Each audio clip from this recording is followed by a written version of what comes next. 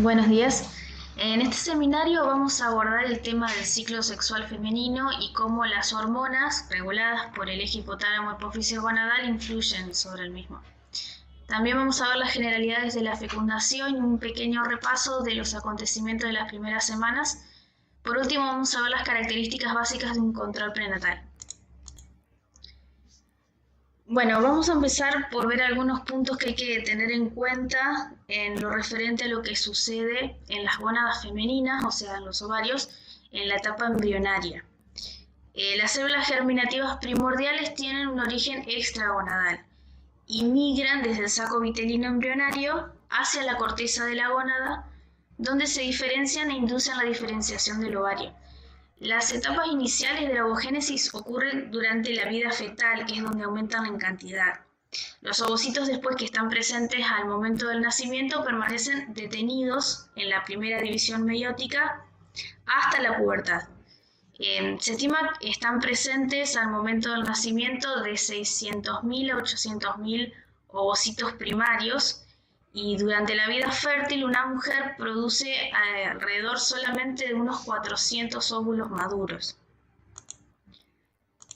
Como lo dice su nombre, el eje hipotálamo hipófisis gonadal consta de 3 glándulas secretoras que posibilitan este ciclo. En principio, el hipotálamo, donde tenemos hormonas liberadoras e inhibidoras, y su función consiste en controlar la secreción hormonal de la adenohipófisis. En el caso del ciclo sexual femenino nos centramos en la hormona liberadora de gonadotropinas o GnRH. Esta hormona actúa a nivel de la hipófisis para liberar dos hormonas, la LH o hormona luteinizante y la FSH o folículo estimulante. Tanto la FSH como la LH estimulan a su vez células efectoras en los ovarios, combinándose con receptores específicos ahí. Estas dos hormonas tienen diferentes funciones sobre el folículo que será ovulado y sobre la etapa funcional del endometrio uterino. Entonces, estos detalles lo vamos a ver bien más adelante. La idea principal que quiero que les quede clara es que el ciclo sexual está compuesto por dos ciclos diferentes, por eso el nombre de bifásico, que ocurren al mismo tiempo, dentro de esos 28 días que ya había mencionado, pero en lugares distintos del aparato reproductor femenino. Por una parte, el ciclo ovárico, donde se produce la ovulación, y por otro lado, el ciclo endometrial, donde el útero se prepara para recibir el posible óvulo fecundado. El primer día de la menstruación se considera que es el comienzo de cada ciclo menstrual, sería el día 1, que finaliza justo antes de la siguiente menstruación. Una breve aclaración, definimos a la menstruación como la descamación del revestimiento interno del útero, que vendría a ser la capa funcional del endometrio, que es acompañado de un sangrado y que por lo general dura de 3 a 7 días. El ciclo ovárico cuenta con dos fases. La fase folicular, la ovulación entre medio de ambas fases y la fase lútea. La fase folicular comienza con los folículos primordiales formados durante la vida fetal. Cada uno consta de un ovocito que había quedado en la primera división meiótica, rodeado por una sola capa de células aplanadas y granulosas. Tiene una fase inicial, que es independiente de las gonadotropinas, y una fase final que depende de la FSH y de la LH. El FSH estimula en el ovario el crecimiento de un grupo de folículos primordiales, que es de 8 a 12 aproximadamente. Lo que hace la FSH es posibilitar la selección del folículo dominante, que es el que cuenta con la mayor capacidad de respuesta a la FSH. Y simultáneamente, al no ser seleccionado el resto, se atresia. En el folículo seleccionado podemos distinguir dos capas. Una teca, su desarrollo depende del LH, la función de la teca es producir andrógenos, y la granulosa, que su desarrollo está en función de la FSH y del ambiente estrogénico, contiene aromatasa, que emplea los andrógenos de la teca para producir estradiol.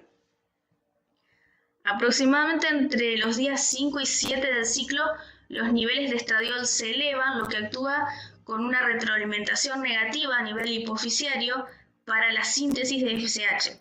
Al bajar los niveles de FSH, se frenaría el estímulo para que no se desarrollen más folículos.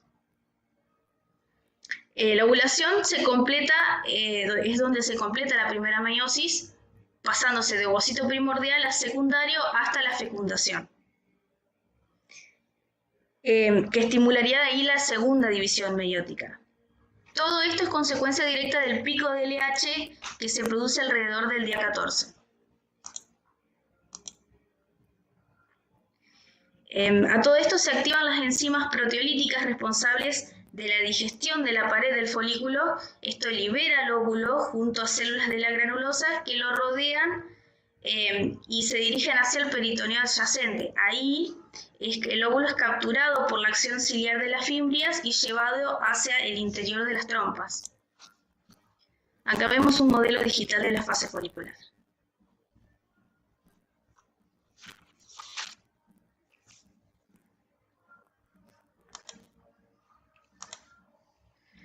Después de la ovulación, entonces el folículo colapsa y se convierte en cuerpo lúteo. También lo pueden encontrar como cuerpo amarillo. El cuerpo lúteo produce estrógenos, progesterona, inhibina y una menor cantidad de andrógenos. Tanto los estrógenos como la progesterona estimulan el crecimiento de la actividad secretora del endometrio y eso nos da pie para comenzar a hablar del ciclo endometrial. El ciclo endometrial está asociado con la producción mensual cíclica de estrógenos y progesterona de los ovarios y se desarrolla un ciclo que consta de 3 fases. La primera fase es de descamación del endometrio, que se conoce con el nombre de menstruación.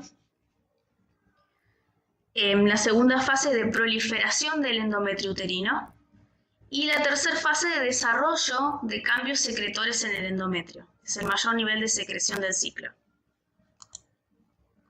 Como ya habíamos hablado, la fase menstrual es el desprendimiento del endometrio funcional a causa de la reducción repentina de estrógenos y progesterona, que esto ocurre cuando involuciona el cuerpo lúteo.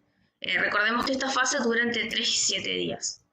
Luego viene la fase proliferativa, que es del día 5 al 13 del ciclo aproximadamente. Es una fase estrogénica que ocurre antes de la ovulación. Como habíamos dicho, anteriormente el endometrio se descama por la menstruación, solo queda la capa basal del endometrio y bajo la influencia de estrógenos que se segregan de los ovarios, las células del estroma y las células epiteliales hacen que prolifere el epitelio de la superficie del endometrio.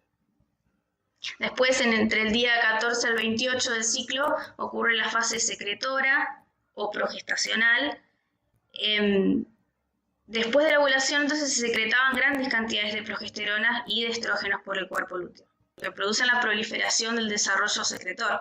Las glándulas se vuelven más tortuosas, aumenta el citoplasma de las células del estroma, los depósitos de lípidos y proteínas aumentan mucho en las células de la capa funcional y el aporte sanguíneo en el endometrio se incrementa.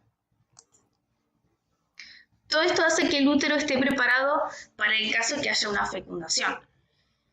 El problema de esta unidad, decía que Fernanda, tiene un atraso menstrual, así que vamos a tomarlo como que ya se produjo la fecundación, por lo que vamos a ver un poco de embarazo. La vida intrauterina entonces se divide en un periodo embrionario, que va desde la fecundación hasta la 8ª semana, y un periodo fetal que va desde la 9ª semana hasta el nacimiento. Un embarazo normal estaría durando aproximadamente 40 semanas. Definimos entonces fecundación como el proceso por el cual 2 gametas, uno masculino y uno femenino, se fusionan para crear un nuevo individuo con un genoma derivado de ambos progenitores y suele producirse en la ampolla de la trompa uterina o trompa de falopio.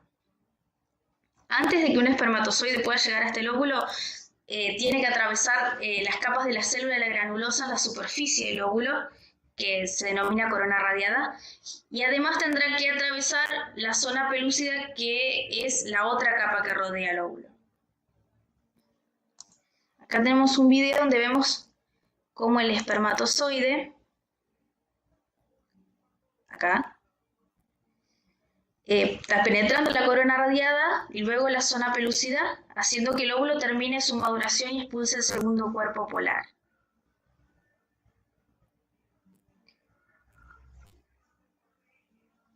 En este momento ambos pasan a llamarse pronúcleos, pronúcleo femenino y pronúcleo masculino respectivamente. Después los 23 cromosomas sin pareja del pronúcleo femenino y los 23 sin pareja del pronúcleo masculino se alinean para volver a formar una dotación completa de cromosomas, 46 o 23 pares, en el óvulo fecundado.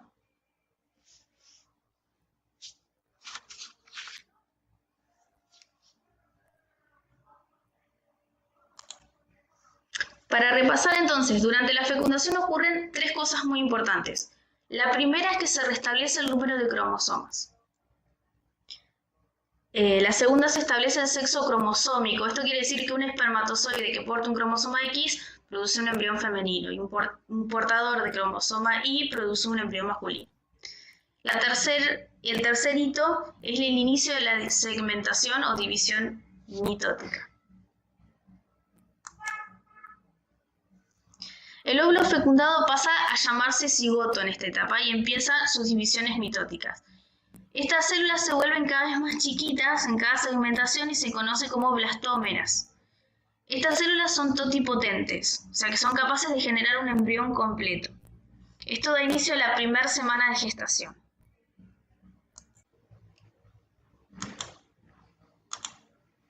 Durante el transcurso de la primera semana, el cigoto ya finaliza el recorrido que había iniciado por la trompa y llega hasta la cavidad uterina.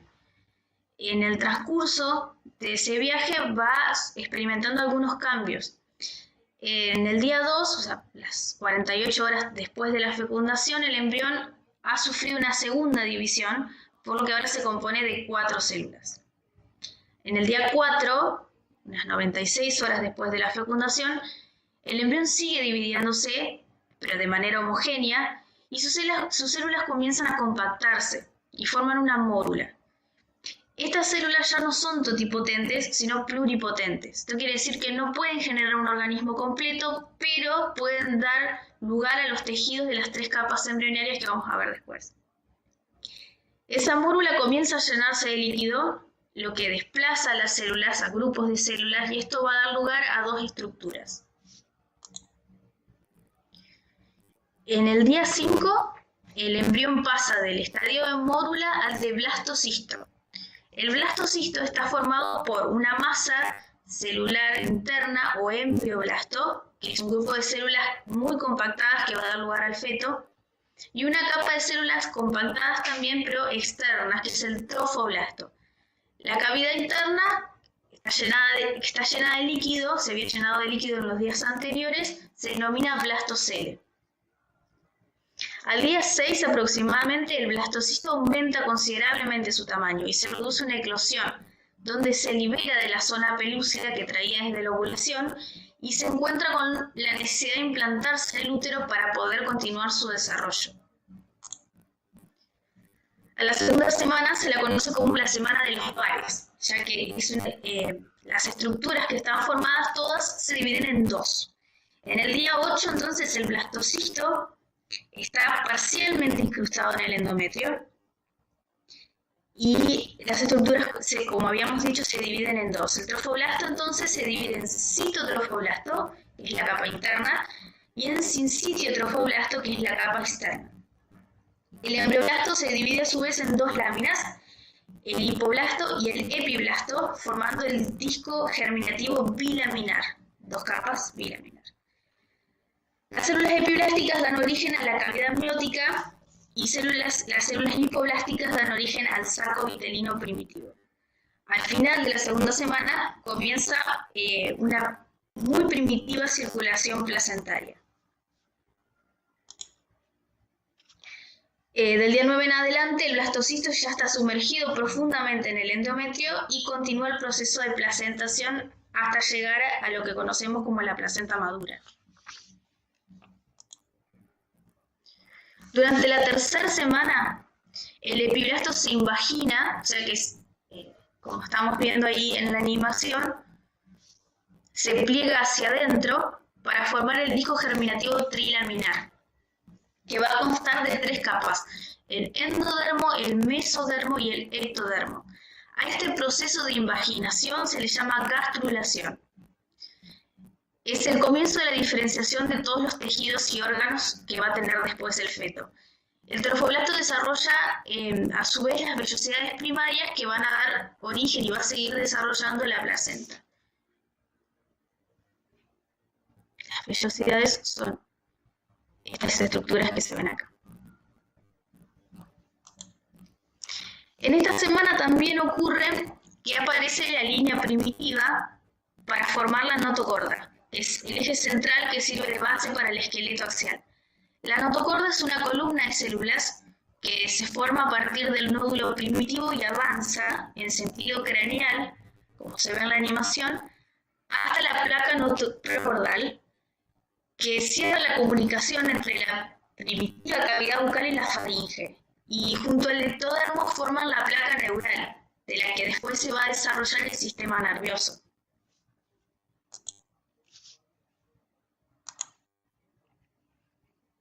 En esta animación podemos ver cómo después de la formación de la notocorda, el embrión pasa a tener un extremo cefálico y uno caudal.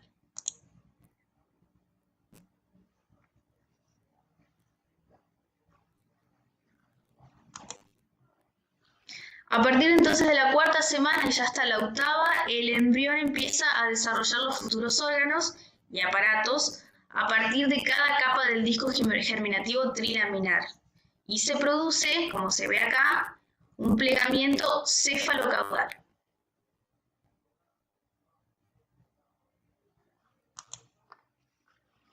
La capa germinal ectodérmica da origen al sistema nervioso central, al sistema nervioso periférico, epitelio sensorial de orejas, nariz y ojos, a la piel, que incluye también pelos y uñas, hipófisis, glándulas mamarias, glándulas sudoríparas y esmalte de los dientes, entre otras cosas. La capa germinativa mesodérmica da origen al cartílago, músculo, esqueleto, a la dermis, el aparato excretor, gónadas, aparato circulatorio, tejido mesenquimal de cabeza, que después va a formar los tejidos conectivos y la musculatura de la cara.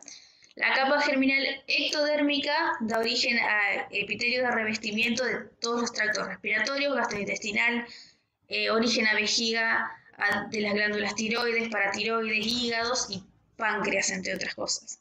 Así llegamos al final entonces del periodo embrionario.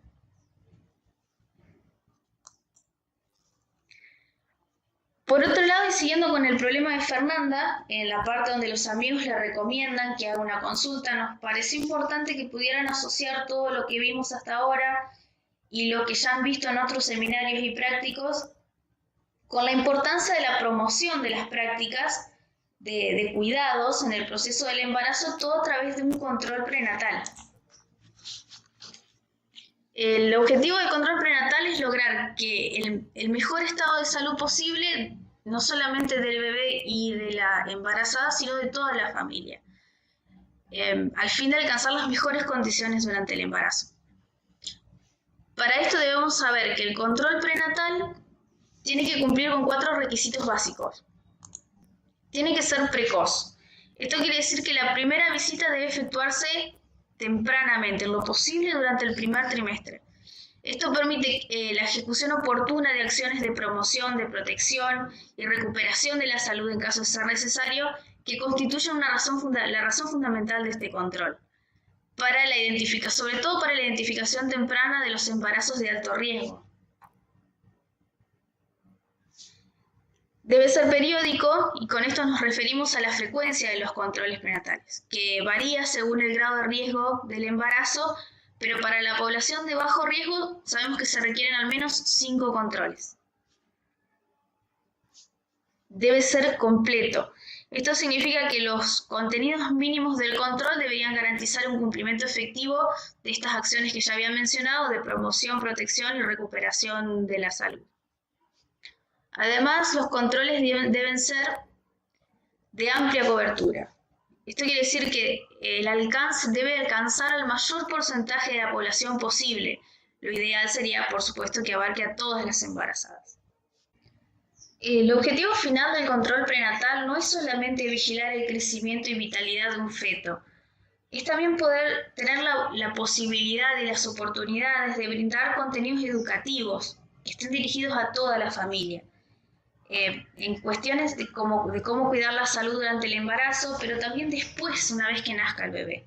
Además de poder prevenir, diagnosticar, tratar a tiempo cualquier complicación del embarazo, pero no solamente del feto, sino también de la madre y de todo el grupo familiar. Bueno, hasta acá llegamos con este repaso de varios temas. Por cualquier duda o consulta, les dejo mi mail. Voy a intentar responder a la brevedad. Muchas gracias.